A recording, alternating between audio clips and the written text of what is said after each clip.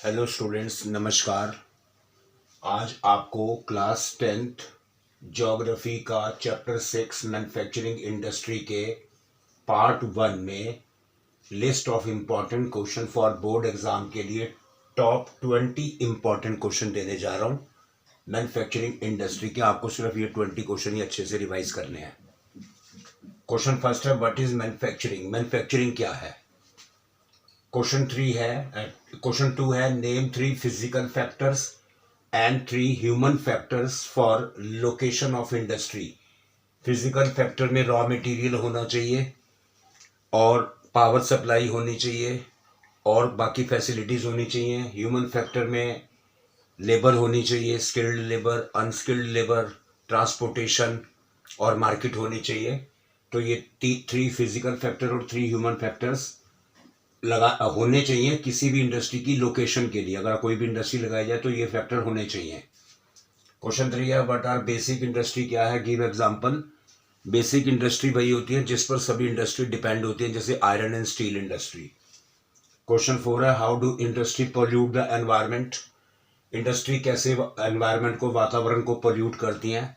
काफ़ी सारे तरीके हैं। सबसे पहले एयर पोल्यूशन है, वाटर पोल्यूशन है, लैंड पोल्यूशन है, नॉइस पोल्यूशन है। तो इस तरीके से इंडस्ट्री एनवायरनमेंट को पोल्यूट करती हैं। आप उनको एक्सप्लेन करना है आपको। क्वेश्चन 5 है, describe the steps to be taken to minimise the environmental degradation by industry. Industry के द्वारा डिग्रेडेशन का मतलब होता है एनवायरनमेंट को खराब करने का काम। हम कौन से स्टेप्स उठाकर कम कर सकते हैं, मिनिमाइज कर सकते हैं? इंडस्ट्री तो पोल्यूशन करेंगी, हम उनको पोल्यूशन को कैसे कम कर सकते हैं? सबसे पहले हम प्राइमरी, सेकेंडरी और टेरिशरी तरीके अपना करके उसके बाद हम ऐसे डिवाइसेस इस्तेमाल कर सकते हैं जिनसे नॉइज़ वगैरह, शोर कम हो। साइलेंसर लगा सकते हैं और इंडस्ट्री को फॉर फ्रॉम अवे सिटीज से दूर एस्टेब्लिश या सेटअप कर सकते हैं। तो इस तरीके से हम काफ़ी सारे एनवायरनमेंट को डिग्रेड होने से बचा सकते हैं। क्वेश्चन 6 है, how is manufacturing sector considered the backbone of economic development of the country? कि किस तरीके से मैन्युफैक्चरिंग सेक्टर हमारी कंट्री का एक इकोनॉमिक डेवलपमेंट का बैकबोन है, एक रीढ़ की हड्डी है। आप इसे एक्सप्लेन करिए 5 पॉइंट्स में।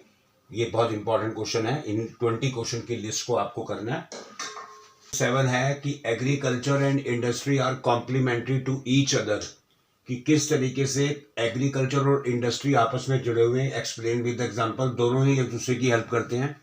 एग्रीकल्चर अपना रॉ मटेरियल जैसे कॉटन हो गया, जूट हो गया, ये इंडस्ट्री तक जाता है और वहाँ का फिर फिनिश्ड गुड्स बन करके मार्केट में बिकने के लिए जाते हैं। ऐसे इंडस्ट्री भी एग्रीकल्चर को काफ़ी सारे इनपुट्स देता है, जैसे पाइप्स देता है, फर्टिलाइजर्स देता है, काफ़ी सारी मशीनरी बना करके एग्रीकल्चर को देता है। तो इस तरीके से दोनों आपस में जुड़े हुए हैं। क्वेश्चन 8 है, how do industrialisation and urbanisation go hand in hand? कि इंडस्ट्रीज और अर्बन यानी शहर, ये दोनों आपस में कैसे जुड़े हुए हैं?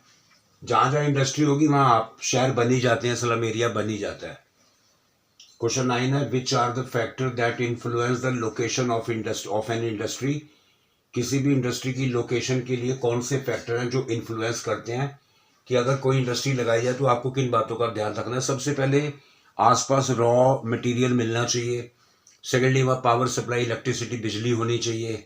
तीसरा, उसके बाद वहाँ पर मार्केट होनी चाहिए आसपास नियर बाय। उसके बाद वहाँ ट्रांसपोर्टेशन की फैसिलिटीज़ होनी चाहिए, कैपिटल, पैसा होना चाहिए। तो ये सारे तमाम फैक्टर को ध्यान में रखकर इंडस्ट्री लगाई जा सकती है।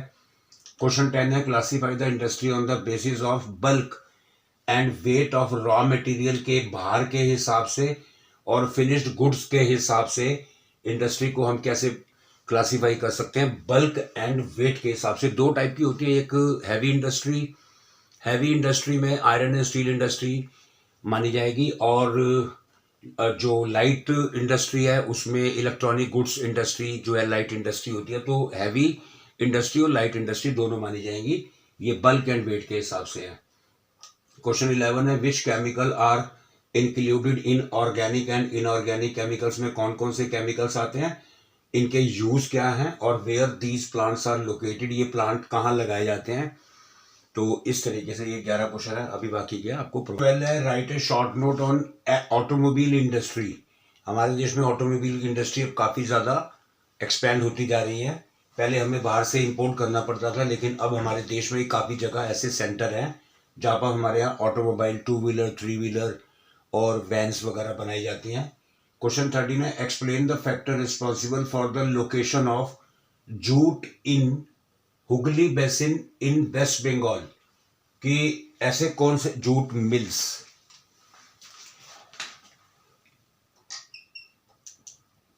ऐसे कौन से फैक्टर हैं कि जिसकी वजह से वेस्ट बंगाल के हुगली रिवर के आसपास जूट मिल्स लगाई जा रही हैं।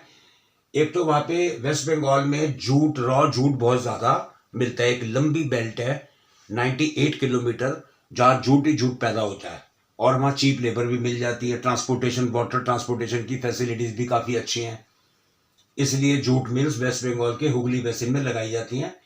क्वेश्चन 14 है, why there is a tendency for the sugar mills shift and concentrate in the southern and western states में। अब ज्यादातर शुगर मिल्स क्यों शिफ्ट होती जा रही हैं? पहले नॉर्दर्न स्टेट्स में थी, पंजाब, हरियाणा, उत्तर प्रदेश में, वहां भी हैं, लेकिन अब काफी सारी शुगर मिल्स वेस्टर्न स्टेट्स में और सदर्न स्टेट्स में इसलिए चली जा रही है क्योंकि वहां पर एक तो क्लाइमेट की कंडीशन बहुत अच्छी है, दूसरा वहां के शुगर केन में सुक्रोज कंटेंट काफी अच्छा है, और एक वहां कोऑपरेटिव सोसाइटी काफी कोऑपरेट करती है।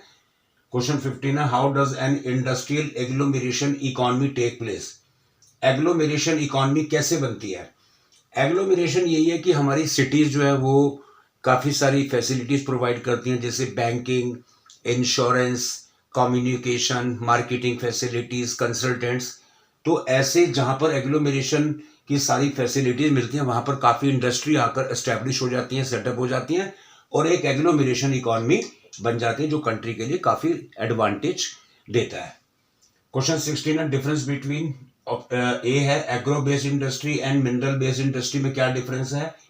बी है basic industry and consumer industry में क्या डिफरेंस है? C small scale industry and large scale industry में क्या डिफरेंस है?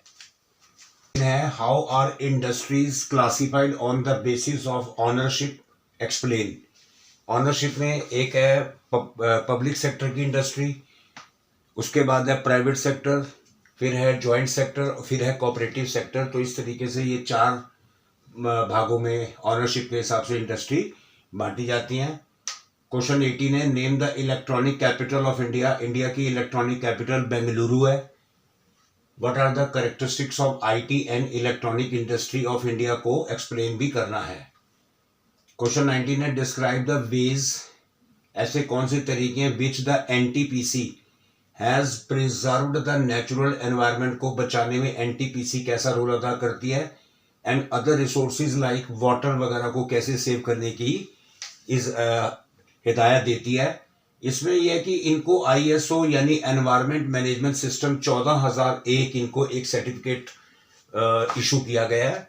इसके तहत एनटीपीसी यही कहती है कि सभी इंडस्ट्री पॉल्यूशन को रोकें और वाटर मैनेजमेंट को मेंटेन करके रखें, वाटर को पोल्यूट ना करें, स्मोक जो है उनको कम से कम एनवायरनमेंट में जाने दें, और बहुत सारी एनवायरनमेंट से रिलेटेड इशू को रोकने का प्रयास करती है और इंडस्ट्री को इसके लिए रोकने के लिए बार बार बोलती है। Question 20, explain the contribution made by textile industry to Indian economy.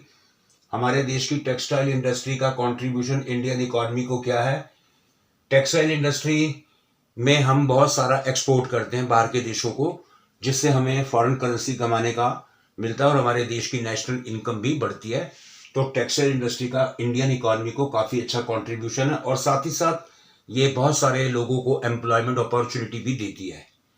तो बच्चों, ये ज्योग्राफी क्लास 10th का मैन्युफैक्चरिंग इंडस्ट्री चैप्टर 6 20 मैंने टॉप इंपॉर्टेंट क्वेश्चन की लिस्ट दी है। आप इन्हें प्लीज़ बोर्ड के एग्जाम के लिए तैयार कीजिए पार्ट 1 में, और पार्ट 2 में मैं आपको इसके एमसीक्यू और असर्शन रीजन दूंगा।